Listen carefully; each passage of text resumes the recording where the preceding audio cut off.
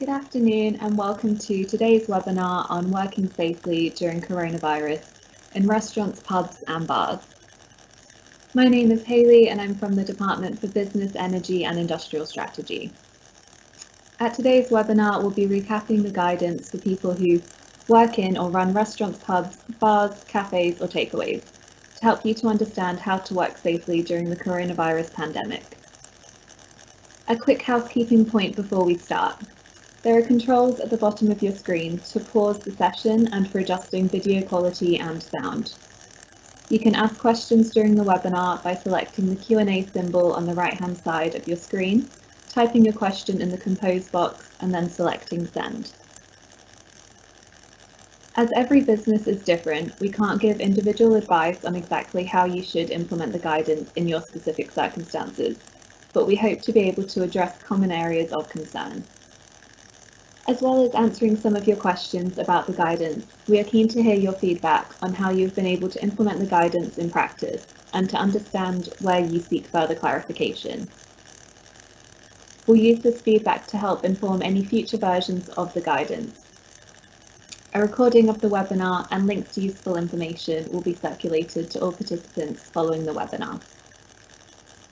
The purpose of today's webinar is to recap how to make your workplace COVID secure, giving you a practical framework to think about what you need to do to continue or restart operations during the COVID-19 pandemic.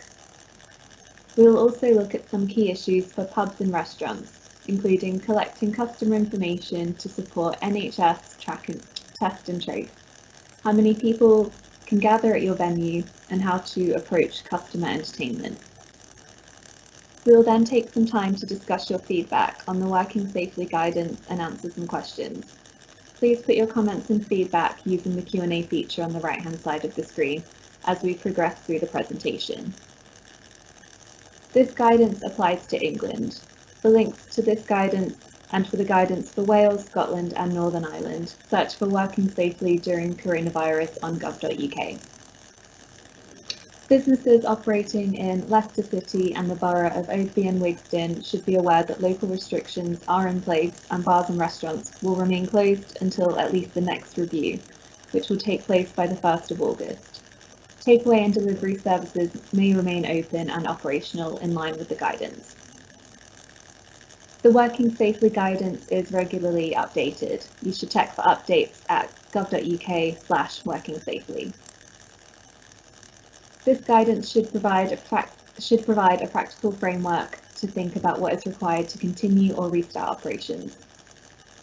Each business will need to translate this into the specific actions it needs to take, depending on the nature of the business, including the size and type of business, how it is organised, operated, managed and regulated.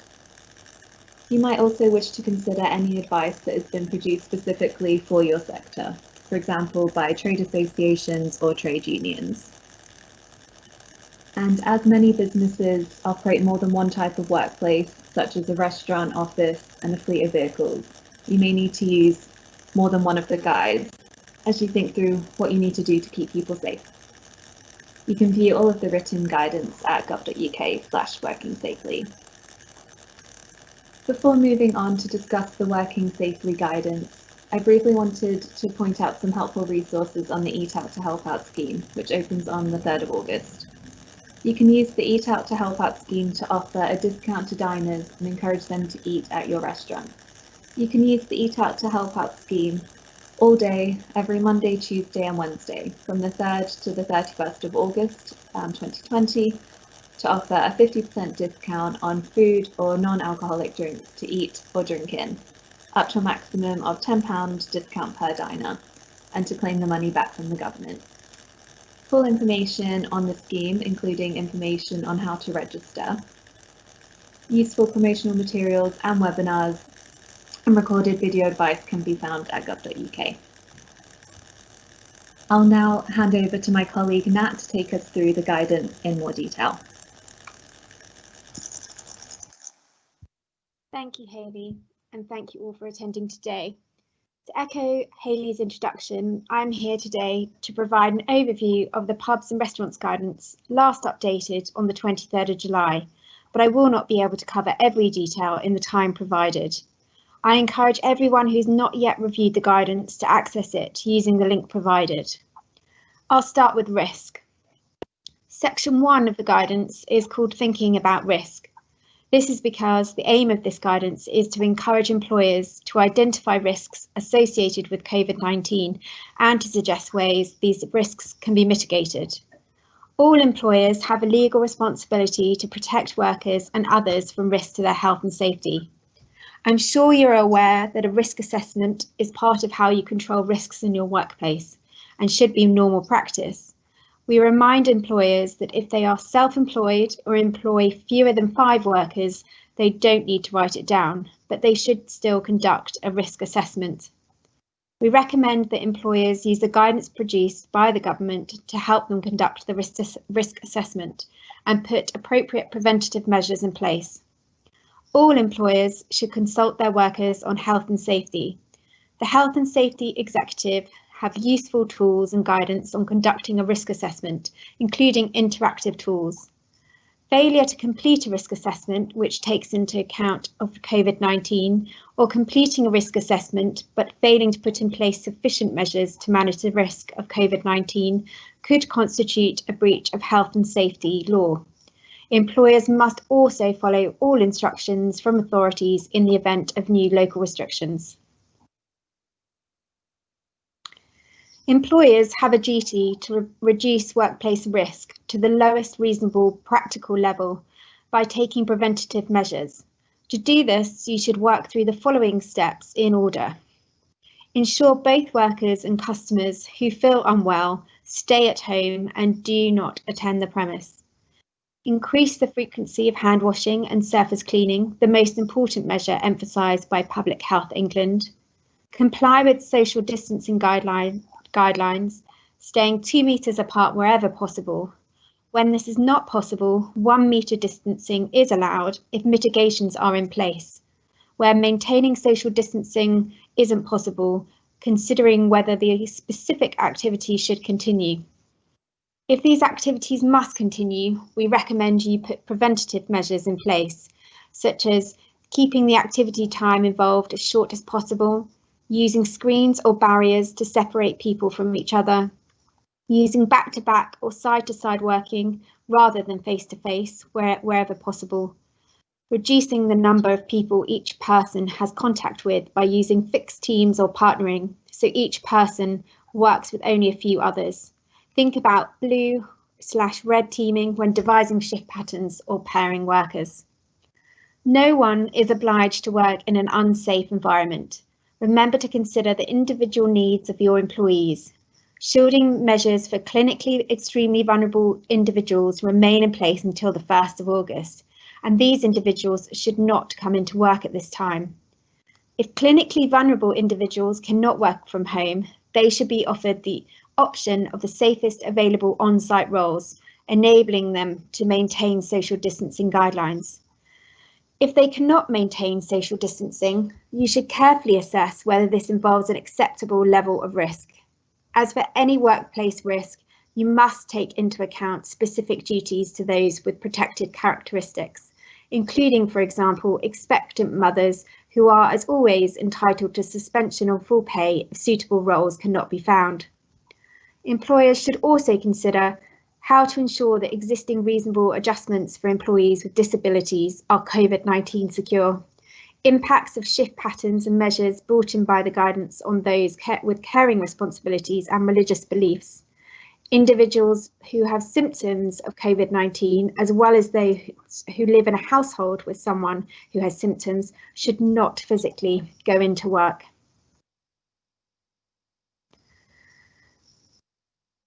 On social distancing for workers. In this section, we will focus on social distancing among staff. Employees must maintain social distancing in the workplace wherever possible, including on arrival and departure from work. This may require staggering arrival and departure times, supporting people to travel safely to work through providing additional parking or facilities such as bike racks, providing hand washing facilities at entry and exit points for use by customers too. To ensure staff remain socially distant while moving around the workplace, You should aim to reduce the need for staff to move between areas. One measure could be encouraging use of radios or telephones to communicate and reduce movement between areas. These items require cleaning between users if multi-use. Where possible, assign workstations such as tills to one individual and make sure they can maintain a safe distance from colleagues. Where 2 meters or 1 meter with additional mitigation cannot be maintained, arrange for people to work side by side or facing away from each other, installing screens and placing greater emphasis on cleaning and hygiene. You should consider how to maintain distancing during staff break times, for instance, by staggering break times or providing larger areas, particularly outside, for breaks. Separate government guidance is available to help businesses prepare food safely. You should familiarise yourself with this guidance and put in place any necessary measures. You should restrict kitchen access to as few people as possible and use fixed teams to restrict the number of workers interacting with each other. Consider how to minimise contact at handover points between teams, such as when presenting food to serving staff. You must also consider how to manage the movement of customers to maintain social distancing. You should calculate how many customers can fit into the space with social distancing. Take into account both indoor and outdoor space and likely pinch points in busy areas. Reconfigure all indoor and outdoor seating and tables to maintain distancing between customers from different households. Think about how customers move through the space. Consider introducing multiple entry points and keeping doors open. Introduce a one-way system around the venue, supporting by floor markings and signs. Reduce the need for queuing where possible, for instance by taking reservations for tables and having customers order and pay at their table. Where queuing is necessary, see if this can be made safer through using outdoor areas and encouraging distancing through floor markings. Remember to discuss any use of outdoor space with neighbouring businesses and local authorities to ensure any queuing systems are safe. Manage the number of customers entering the venue so that there are not too many to maintain social distancing. This could be done through reservation systems. On serving food and drink, use well-ventilated outdoor areas for service wherever possible, for example by increasing outdoor seating or outdoor points of service such as stalls. Outdoor table service is encouraged, though customers may stand outside if they are socially distanced. Indoors, you must use table service where possible to help minimise interactions between individuals. Minimise contact between staff and customers, for instance through introducing contactless ordering from tables and assigning one staff member to each table. Minimise customer self-service of food, cutlery and condiments to prevent transmission.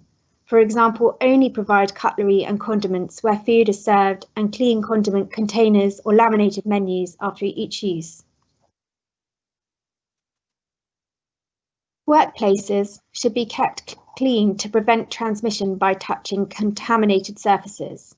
This will require frequent cleaning of work areas and equipment and of objects and surfaces touched regularly, such as counters and tills. Surfaces and objects that customers come into contact with should also be cleaned between each customer to prevent transmission. For example, trays and laminated menus should be cleaned between each customer. You should also use visual aids to build awareness of good hand washing technique. Staff should wash their hands before handling any plates and cutlery. Where objects come into the workplace, transmission through contact should be reduced as much as possible. Introduce cleaning procedures for goods and merchandise entering the site. On personal protective equipment, PPE, PPE protects the user against health or safety risks at work, including items like gloves, eye protection and face masks. Where you are already using such equipment to protect against non-COVID-19 risks, you should continue to do so. It is not mandatory for workers in pubs, restaurants or takeaways to wear face coverings where they are not part of usual health and safety measures. However, businesses should consider their use where other mitigations are not in place. For example, screens or visors, and where it does not hinder workers, for example, speaking to or supporting customers. Face coverings are mandatory for customers in a number of indoor premises from the 24th of July 2020, but are not required in hospitality settings, including restaurants with table service, bars and pubs. Customers should wear face coverings where food has been purchased at a restaurant without table service or at a takeaway outlet. If a shop or cafe has a designated seating area for customers to eat and drink, face coverings can be removed in this area only. Businesses should take reasonable steps to encourage customer compliance, for example, through in-store communications or notices at the entrance. Businesses will not be required to provide face coverings for their customers. Some people don't have to wear a face covering, including for health, age or equality reasons. No one who is exempt from wearing a face covering should be denied entry if they are not wearing one. All workers should understand COVID-19 related safety procedures and be provided with clear, consistent and regular communication, simple, clear messaging and visual communications, such as the image on the right-hand side of the slide, should be used to explain any changes which may include amendments to production schedules, breakdowns or material shortages. Engagement with workers and worker representatives. There should also be increased awareness and focus on the importance of mental health during times of uncertainty. Now we will discuss some of the key issues facing pubs and restaurants. NHS Test and Trace is a key part of the country's ongoing COVID-19 response. If we can rapidly detect people who have recently come into close contact with a new COVID-19 case, we can take swift action to minimise transmission of the virus. There is a higher risk of transmitting COVID-19 in premises where customers and visitors spend a longer time in one place and potentially come into close contact with other people outside of their household. To manage this risk, establishments including pubs, bars, restaurants and cafes should collect details and maintain records of staff, customers and visitors. The guidance applies to any establishment that provides an on-site service and to any events that take place on its premises. It does not apply where services are taken off-site immediately. For example, a food or drink outlet which only provides takeaways. If a business offers a mixture of a sit-in and takeaway service, contact information only needs to be collected for customers who are dining in. By maintaining a temporary record of staff, customers and visitors for 21 days and sharing these with NHS Test and Trace where requested, you can help us to identify people who may have been exposed to the virus. For full instructions on what information you need to collect and how to maintain this information in a manner compliant with data protection legislation, read the guidance linked on this slide. You should collect this information in a way that is manageable for your business. One way to collect this information may be through your existing booking system. Otherwise, information should be collected from customers as they enter the venue or at their table. If a member of your staff reports COVID-19 symptoms, they should request a free test and you should support them to self-isolate. If there is more than one case of COVID-19 in a workplace, employers should contact their local health protection team. While mass gatherings should not take place, if a business is operating in a COVID-19 secure manner, then you can host more than 30 people.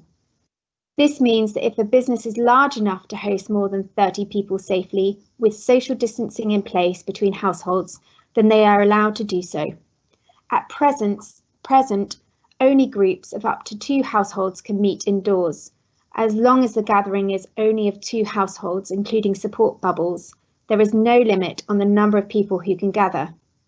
Outdoors, gatherings should only be occurring in groups of up to 2 households, or a group of at most 6 people from any number of households. You should make customers aware of and encourage compliance with limits on gatherings, for example, on arrival or at booking. Music and sports can be played, but must not cause people to raise their voices or shout. Any entertainment that encourages group singing or chanting should be prevented.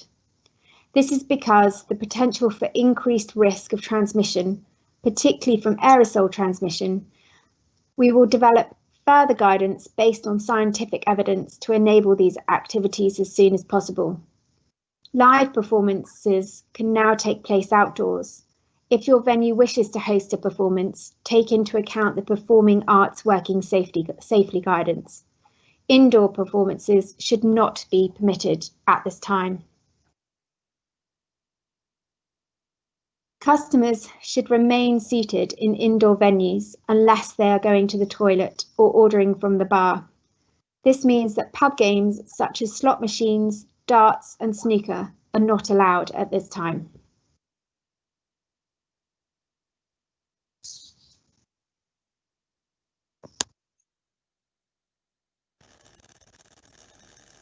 Perfect. Thank you, Nat. Before we turn to some of your questions and comments, we'll now show a very short video showing how one business is implementing the guidance.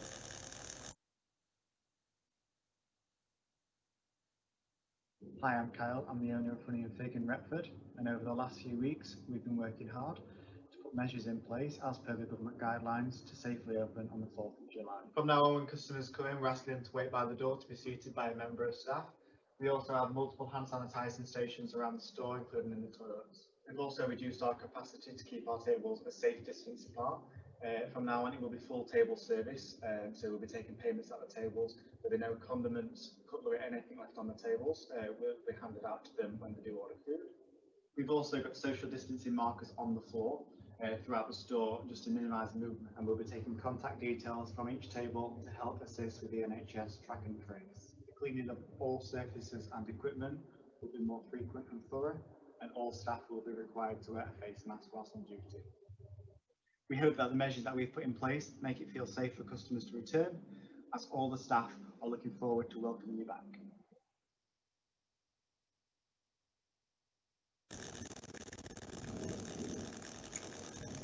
Fab. So I'm now delighted to be joined by Becky, Deputy Director of Social Distancing and Safer Working at the Department for Business, Energy and Industrial Strategy, who will address some of your questions and feedback. Over to you, Becky. Thank you very much. Yes, I'm happy to answer as many questions as I can. I can see from the questions raised that they're mainly in 2 areas, one of which is the test and trace requirements and one of which is on face coverings. If I take test and trace first, I think there's been some questions regarding keeping data and how long we should do that for.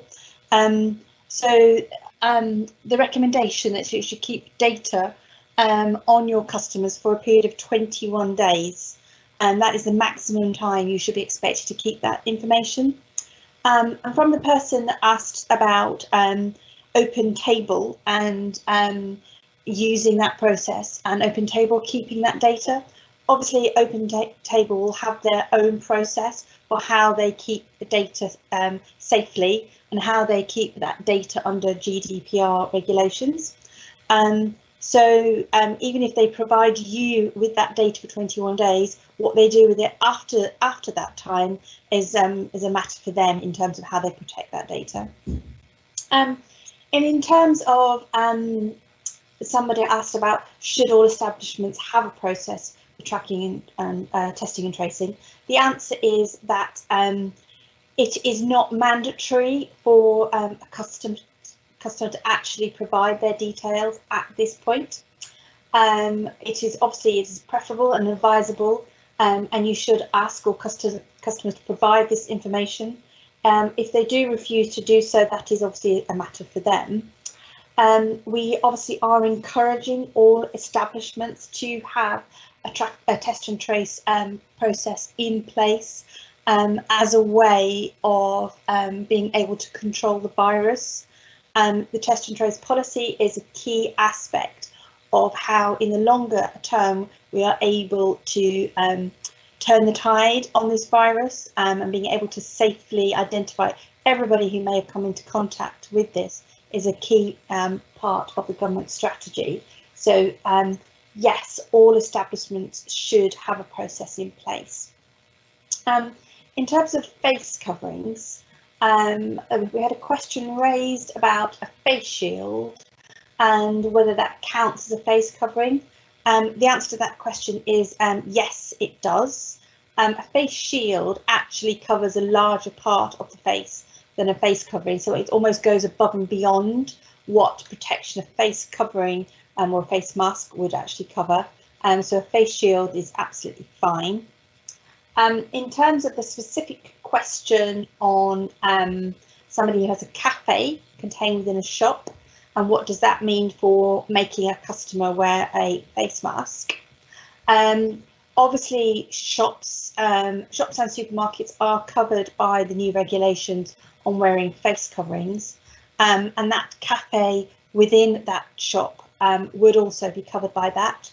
Of course, what it does mean is that once your customer has purchased whatever they want to eat or drink, and once they're seated in an allocated seating area, then they can of course remove that face covering they have, and that face covering can obviously be kept off until the moment that they walk around the shop again at that point.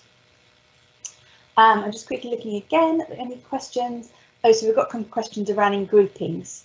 What size of group is allowed indoors if from 1 or 2 households? As I think my colleague Nat said, we don't actually specify what the size of an individual household is, but just as a reminder, obviously a household is the group of people that live together or has formed a social bubble with one single other individual person. So in theory, there is no maximum size of group by having 2 households coming together indoors of the premises. So that obviously would be down then to the individual premises to decide what size of group they can host. But again, we need to stress that this should only be from 2 households, so that those who actually reside within a house together or form a social bubble. On the question on wedding receptions,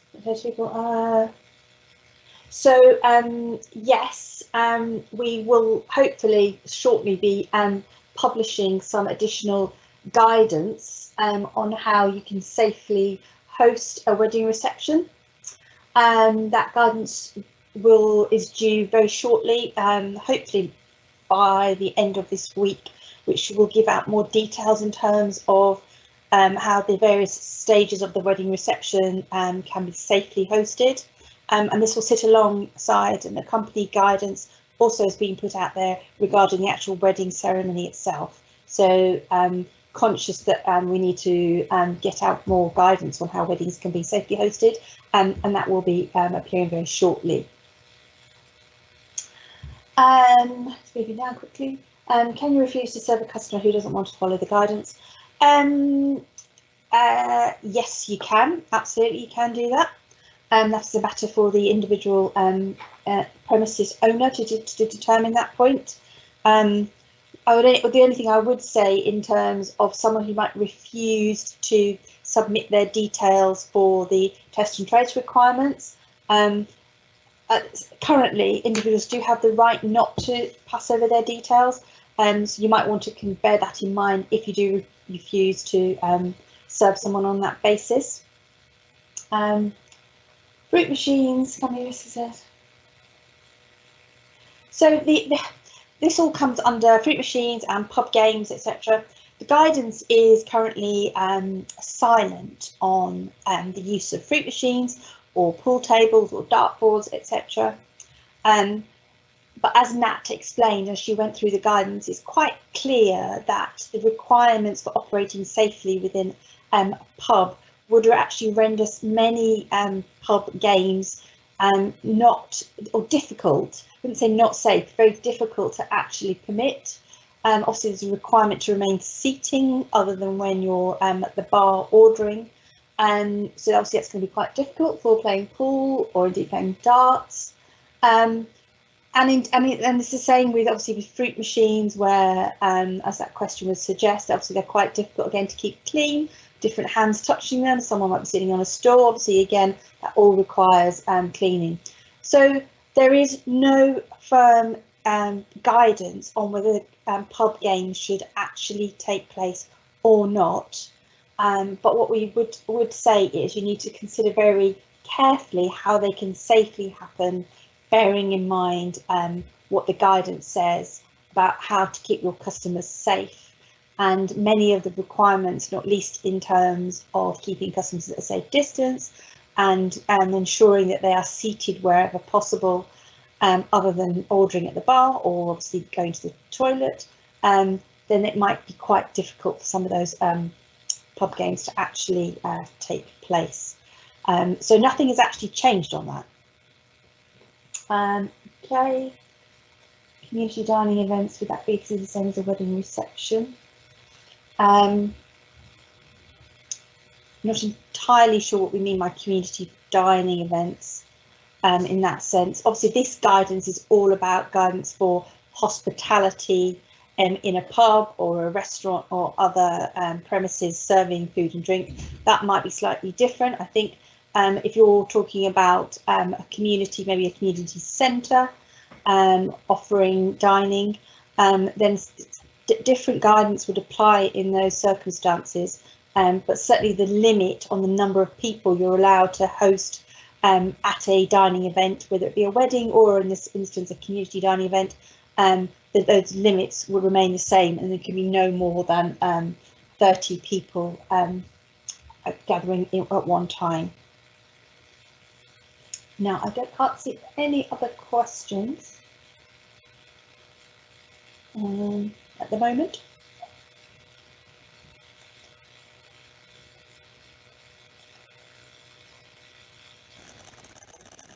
Perfect. Well, thank you, Becky, for answering all of those questions. And what we'll do as well is if they are coming through now, we'll try and find a couple of answers and circulate those around to everyone. But I think that ends our session for today. So a recording of the webinar and links to useful information will also be circulated to all of the participants. As this guidance will continue to be updated over time, please continue to check for updates at gov.uk/workingsafely. And to stay up to date with the latest business information on coronavirus direct to your inbox, please consider signing up for our Coronavirus Business and Employers Bulletin. At the same link, you'll be able to sign up to receive our transition email bulletin, which provides information and support for businesses to get ready for new rules from January 2021, when it is the end of the transition period. And you can find all coronavirus and transition business support information on gov.uk. I want to say a big thank you to Nat and Becky for joining us today, and thank you to all of you. Goodbye.